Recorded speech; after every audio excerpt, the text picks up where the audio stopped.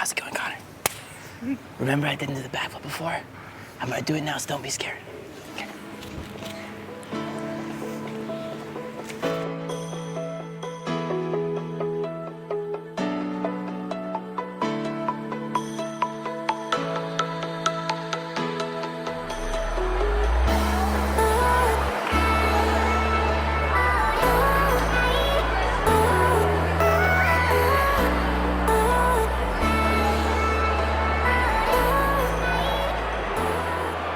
Okay, we're just gonna raise the energy in the room for 1 second.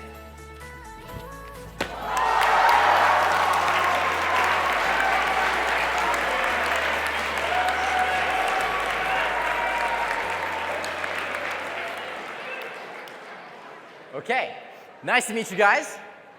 My name is Cliff Weitzman. I'm the founder and CEO of a company called Speechify.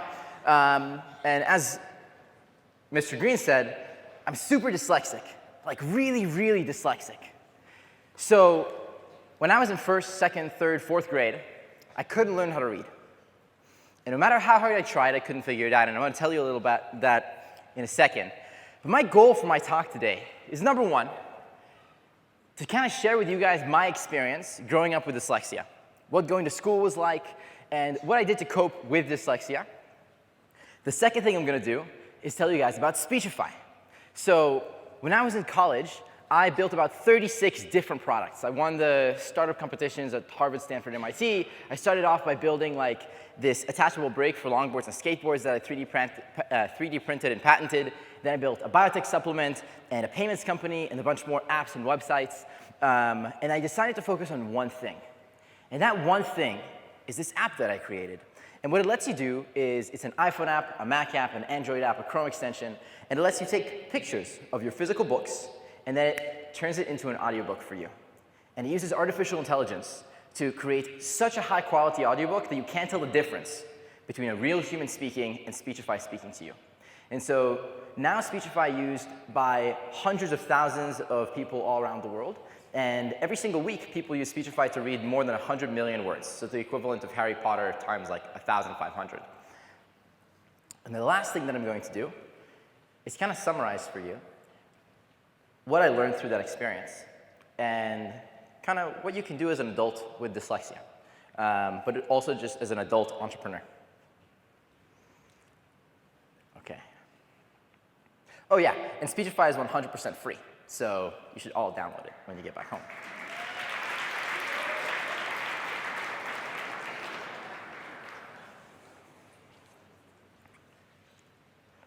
So for me, as someone with dyslexia, reading one sentence takes as much energy and brain power as it takes most people to do a 4-digit long division equation in their head. And when I was in first, second, third, fourth grade, as I said before, I couldn't learn how to read. Reading circles were the worst. We'd all sit in a circle, and my palms would start to sweat, and I'd kind of calculate the time when it would get closer to me, and I timed it just right. And at the right moment, I'd go hide in the bathroom. I did this every time. People must have thought I had a bladder problem, better than them thinking I'm stupid. And for me, the hardest thing was that it was difficult to imagine myself being the person that I wanted to be. You see, when I was little, I wanted to be president, a billionaire, and a pop star. And to be two of those things, you need to be able to read. So I decided that I was going to learn how to do it. I would walk around with a book under my arm, and I would daydream that one day I would be able to read. But no matter how hard I tried, I couldn't.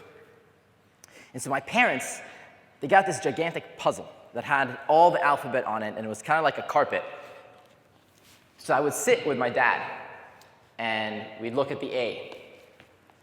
And the A would be A, O, E, O, U. B, ba, bo, bi, bo, boo. And I couldn't even make those sounds. It just didn't click in my head. And eventually my parents started to get frustrated around this. And my dad is my hero. Even more than being president, more than being billionaire, The thing I wanted most when I was older was to be like my dad. Everybody loved him, I loved him, but he thought that I was lazy. And my teachers thought that I was slow. And so what I ended up starting to do is I faked reading. What I would do is I would sit in class or on some armchair somewhere, and I'd have a book open in front of me, and I'd run my fingers under the words, and I'd pretend to read. And this worked for about 2 years. Nobody noticed that I was fake reading. And I would memorize the chapter, and then I would fake read in front of people. On the faraway island of Solomon's soil, your little turtle was king of the pond. A nice little pond, it was clean, it was sweet. The water was warm, there was plenty to eat. But then my parents found out. And they were really disappointed that I was lying to them, and they canceled my 9th birthday party, which is the worst thing that can happen to you as a 9-year-old.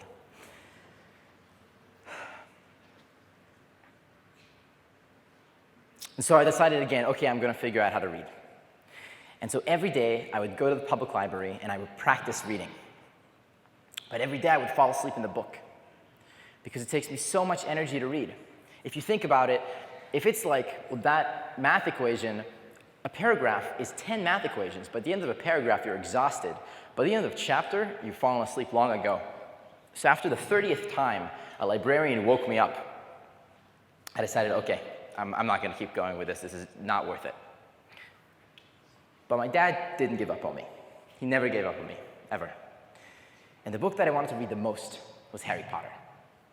And I never got past the 10th page of that book. So even though I'm the eldest of 5 kids and my dad worked really late, he made a special exception. And he would come home early, and he would sit with me on my bed, and in a slow, deep voice, he would read Harry Potter to me. And I loved it so much that he started recording himself reading Harry Potter. And when he couldn't make it home in time, I would walk around listening to a cassette tape of a recording of him saying the story for Harry Potter. And this was in Hebrew, because I grew up in Israel. And we moved to the United States when I was 13. And so we got to the United States, and one of the first things that happened is my dad found an audiobook of Harry Potter in English. And he told me, Cliff, if I get you this audiobook, will you listen to it? And I said, yes. He's like, but it's English, and you don't speak English. Are you sure? I was like, yes. He said, okay. So he got me the first audiobook for Harry Potter. And that book is how I learned English. I listened to Harry Potter and the Sorcerer's Stone 22 times in a row. To this day, I've had the first chapter memorized. You don't believe me? Okay. Mr. and Mrs. Dursley, of number 4 Privet Drive, were proud to say they were perfectly normal, thank you very much. They were the last people you'd expect to be involved in anything strange or mysterious because they just didn't hold with such nonsense. Mr. Dursley was the director from Code Grunnings, which made drills. He was a big, beefy man with hardly any neck, although he did have a very large mustache. Mrs. Dursley was thin and blonde and had about twice the usual amount of neck, which came in very useful as she spent so much of her time craning over garden fences, spying on the neighbors. The Dursleys had a small son, too, called Dudley, and in their opinion, there was no finer boy anywhere. The Dursleys had everything they wanted.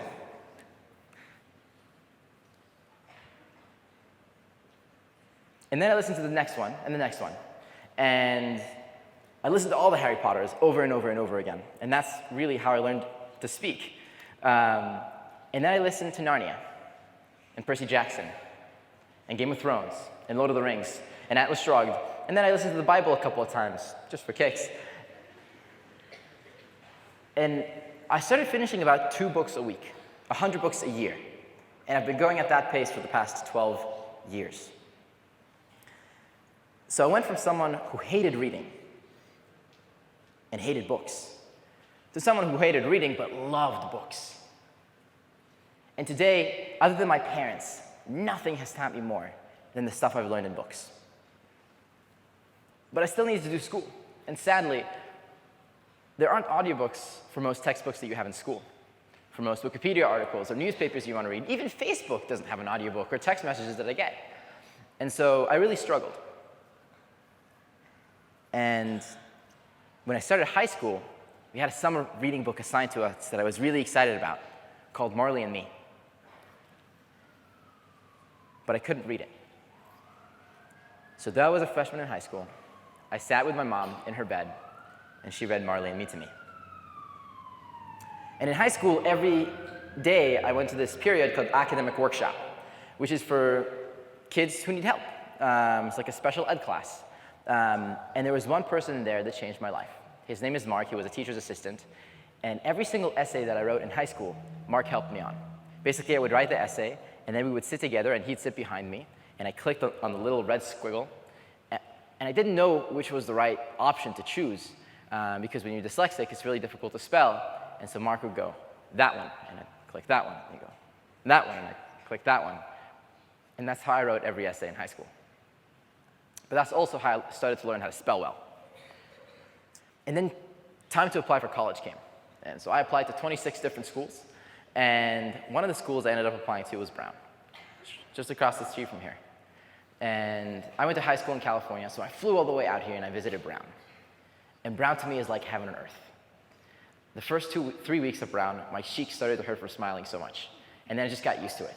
And I got into so many interesting conversations with people about economics and how Napoleon took over Europe and how to increase ATP in the brain to have more energy to think, and so many different discussions. So I loved it. And the summer before Brown also had a reading book called Sons of Providence that also didn't have an audiobook. So I spent all that summer trying to read that book as an 18-year-old about to start at school at this Ivy League school. And I couldn't finish the book. And so my mom took pity on me again. And as an 18-year-old, I was sitting with my mom, and she was reading my summer reading book for me for college. So you must think, wow, you must have been really nervous to go to school. I was like, yeah, I was. Because how was I supposed to keep up now I didn't have my mom? But here's the thing, my mom had to work and she didn't have time to finish reading Sons of Providence to me. So I still had about a quarter of the book left before the flight to Brown. So I did the only thing I could. I hacked the Kindle and developed this text-to-speech software that allowed the Kindle to read the book onto my iPhone, and then I listened to that on the plane. And it worked great. And then the next assignment, and then in that first meeting, it turns out that nobody else had read the book. I was the only one. But this was amazing, because now I'd solved my dyslexia problem. Like, I could use text-to-speech for everything. So the first class I took at Brown, we needed to read this physical book that had no audiobook, no problem. I built this little iPhone app, and it let me take pictures of the book, and they would compile it into this audiobook, and then I'd listen to that. And then we needed to read a PDF for another class. So I built a Mac app that let me import the PDF, and it would read the PDF, and then, boom, I could listen to it. And then I built a thing that allowed me to read websites and Wikipedia pages and stuff like that. And for the first time in my life, I felt like I had wings. The first time I felt that way was when I finally discovered audiobooks. But when I was little and I was 10 years old and I wanted to understand why planes were flying in the sky, and my dad didn't know how to explain that to me, I Googled it, and I went to Wikipedia, and I saw an amazing article that had the answer, but I could not read that article. And now I could, because I built a little piece of software that let me do that. And so the other thing that I didn't start to talk about in the beginning is when you're an adult, you can be a lot of different things. You could be a teacher, you could be a lawyer, you could be a doctor. You can also be an entrepreneur. An entrepreneur is someone that elevates resources from an area of low yield to an area of high yield. Basically, you invent things, and you create value in the world. You come up with ideas, and you make them happen. So I fell in love with doing this. And the first way I did this is I had a friend who fell on my longboard, and so I built a little brake so he could use it, and my other friends could use it. And then I built this little workout supplement that helped you build muscles faster. And then I built a bunch of apps and websites. But here's the problem. If you want to get into computer science and you're dyslexic, it's kind of difficult. Because computer science is based on writing little variables. And so if you write a variable here, and then you write it completely differently here because you misspelled it, the program won't run. And so I knew that computer science was interesting and would allow me to build things faster, even in high school. And so I always tried to learn computer science, but it never worked. Because I would always misspell everything. But a couple of months into college, actually my second year of college, I realized, okay, I have to learn how to do computer science. In the same way that I had to learn how to read. Because though I read slowly, I still can't read. So I enrolled in the intro computer science class at Brown. And every day what I would do is I would go make 8 peanut butter sandwiches. I would walk into the computer science lab at 8 in the morning, and I would spend all day there. And I'd walk back home at midnight. And I did this for the first 3 months of the class. And while normal people took about 3 hours to finish a homework assignment, it would take me 15 hours. But about 3 months in, I started to be able to tell the difference between a bug in my software that was due to spelling mistakes and a bug that was due to an actual mistake. And then I started to get good at computer science.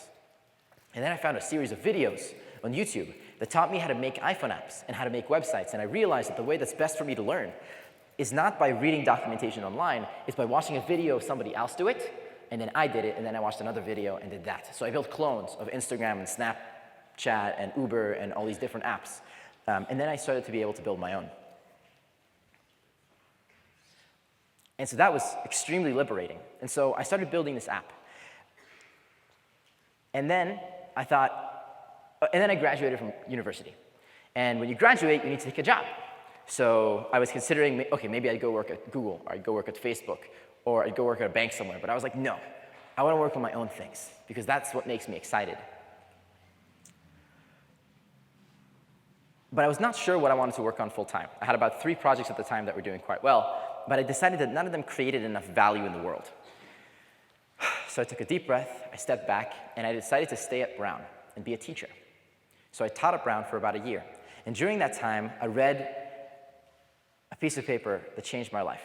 It was this academic research about the application of artificial intelligence to text-to-speech, where for the first time you could do text-to-speech at the quality of human speech. It's this special algorithm called deep learning, which is a subcategory of neural nets that mimic the way of how the human brain works to do pattern recognition. And so I took that algorithm and I put that into this little hack that I built for myself to read stuff. And it worked really well. And I thought, wow, this can help other kids with dyslexia. But where are there other kids with dyslexia? Well, I went online and Googled, and I looked for the best dyslexia school in the world. And it turns out that one of those schools is the Hamilton School that's inside of Wheeler. And so I found the email address of Hamilton, and I emailed the principal. And so I met with Mr. Green, and we talked for about 2 hours. And he told me, this is pretty cool. Well, thanks for coming out. I have to go. I'm giving this speech at a conference in Florida tomorrow in front of 1,000 dyslexia educators. And I was like, okay, Mr. Green, I'll see you there. Sounds like exactly the place that I should be. And so he walked off thinking, yeah, right, he's going to show up in Florida tomorrow. So at 2 in the morning, I booked a ticket to Florida. And if you know anything about flights, you'll know that it's really expensive to book a flight last minute. So what I did is I called United, and I booked a ticket for like 3 months away. And then I called them, I was like, hey, can you please do me a favor? I need to adjust the date to tomorrow. And they're like, no, we can't do that. And I was like, please, can you do that? And they're like, no, we can't do that. And I was like, no, please, can you do that? And finally, they agreed. And so one great thing about being dyslexic is you spend your entire childhood trying to convince parents and teachers and adults to give you special exceptions for things because you can't do your homework on time. And so I got really good at convincing strangers to do the things that I needed them to do. And so on the phone, I convinced United to give me a 70% discount on my flight. So I showed up. But I didn't have a ticket to this conference, and I didn't have a place to stay, and so I booked a little Airbnb next to the fancy hotel that everything was happening in. And I would take Ubers there, and I walked into the lobby, and John Green was like, what are you doing here? And I was like, I came to tell people about Speechify. And he was like, okay. And I was like, hey, can you do me a favor? I don't have a ticket. Do you mind if I borrow yours? And he was like, okay. So I walked around the International Dyslexia Association conference, and people would be like, hi, my name is Greg. What's your name? John Green? Yes, I'm John Green. Nice to meet you. Principal of the Hamilton School. And what I would do is people were like, wow, John Green. And so someone would give a presentation in front of like 1,000 people, and then they'd walk off the stage. And then I'd kind of like hide behind the stage, and I'd be like, hi. Not John Green, I'm Cliff Weitzman. I'm the CEO of this company called Speechify. We help kids with dyslexia read. Here's what Speechify does. You see, I can go online and I can highlight a piece of text, and I click a keyboard shortcut, and it'll read it to me. And then I can make the text go from 200 words per minute to 700 words per minute. So you can start reading really fast. And I can scan all these books, and it'll read it to me. And at the end of that conference, 15 schools offered to fly me out to teach their kids how to use Speechify. And then I started working with Hamilton more. And actually, Speechify got started in Martha's 8th grade class here. And I tested all with Hamilton kids. And then I tested with a bunch of other schools. So now, Speechify used by hundreds of thousands of people all across the world.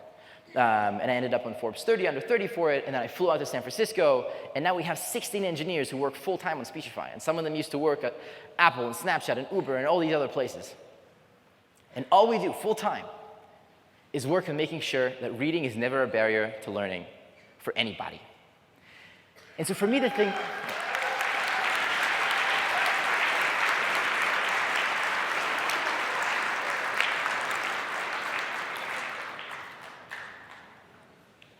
So there's a really important principle that I follow in my life, which is the most important thing above all else, is to make sure that you are the person who you needed most when you were young.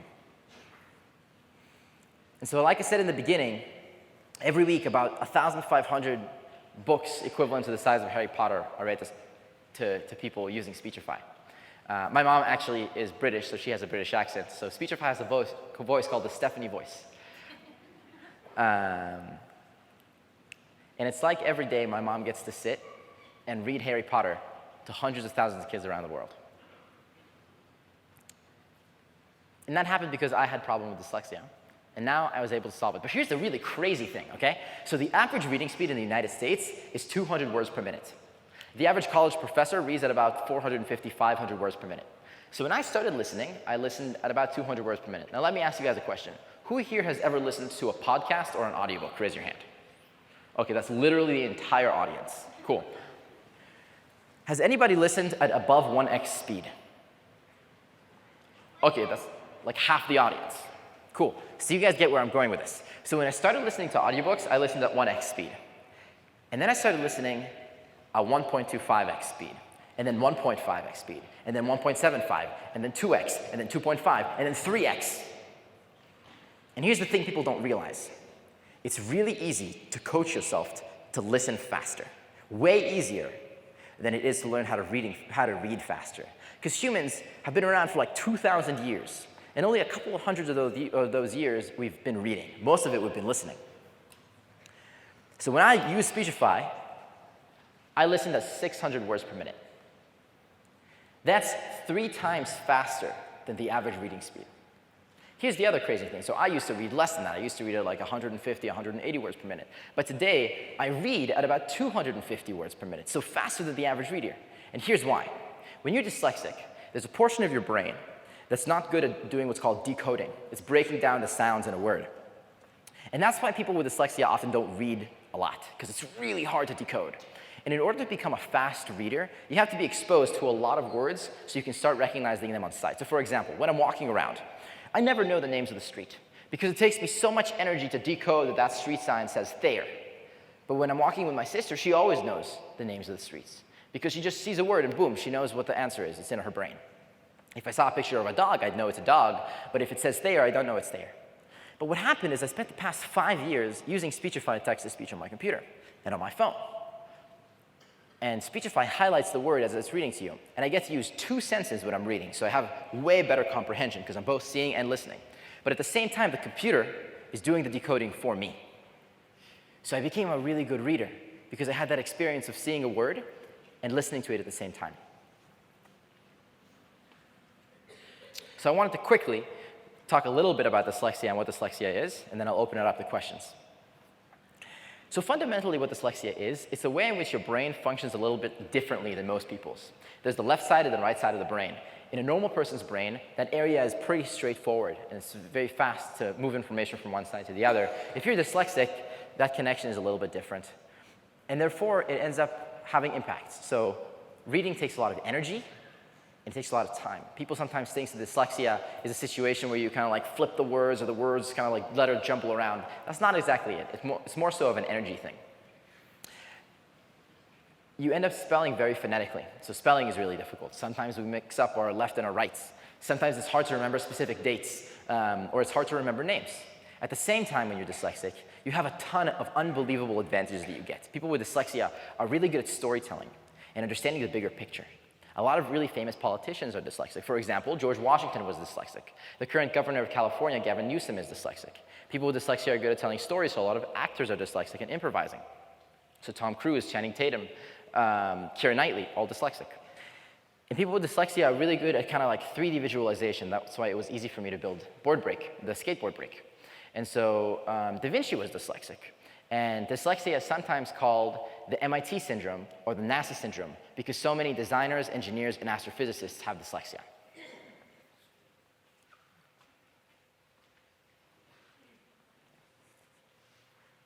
So for me, I started out as a 10-year-old in the back of the class, just trying to cope. And then I went through high school, and I had all this experience where I had to struggle really, really hard to be able to keep up. And what happened is you struggle so hard that you end up with kind of like a heart of steel that gets developed. And you develop the superhero ability to persevere through any situation and self-advocate for yourself and speak to everybody to make sure that they understand what you need and how you need it. And you develop this ability to solve problems. So here's one crazy statistic. 5% of students in the public school system are diagnosed with dyslexia. About 17 or 20% of people actually have dyslexia, but most of them are not diagnosed. However, 30% of entrepreneurs are dyslexic, and 40% of wildly successful entrepreneurs, like Charles Schwab, Richard Branson, have dyslexia. And it's because it's this thing that when you're very, very little, it forces you to become really, really good at coming up with ideas, speaking for yourself, and persevering. And so that's what happened to me. And then I was really lucky because I got to find this one idea that was so important to me personally. And it was the thing that I wanted to give everybody else. It was the thing that was most important to me that I really needed when I was young. And I got to develop that. And now I'm very fortunate to be here and to get to talk to a lot of different schools around the world, sharing my story with you and making sure that you know about Speechify so that you can use it. And so you can have this superpower to make sure that reading is never a barrier to learning, ever. And it doesn't matter if you have dyslexia or ADD or a concussion, or you're a second language learner, or even if you're a normal person, because right now, about 60% of people who use Speechify don't even have a learning difference. They're normal people who just want to listen to their books in the car or their emails as they're walking around. So thank you for having me, and check out Speechify.